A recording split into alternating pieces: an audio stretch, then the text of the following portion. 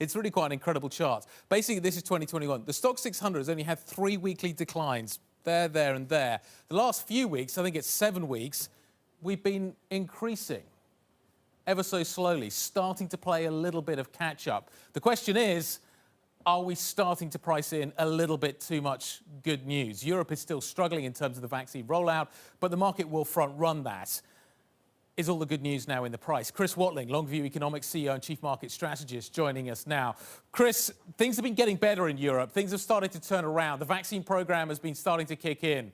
There's greater acceptance of the Astra vaccine. Things are starting to become a little bit more positive. And the market's aware of that and has been pricing that in. Even the euro is starting to catch a bid.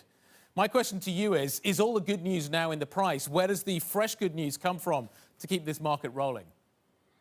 Well, it's a great question. I mean, there's certainly plenty to worry about, isn't there? I mean, if we look at what fund managers are saying they're taking sort of 20-year highs of above average risk in their portfolios. And as you say, valuations are very high and you can pick your metric and so on. And I think the market's starting to worry about this idea that the sort of second derivative of economic growth is, the growth of the growth is peaking, if you like, and the growth rate may be there later this year in terms of the global economy, but it's going to be at its highest in Q1, Q2, and maybe that's when the market peaks as well. But I have to say, I don't think that's the correct assessment.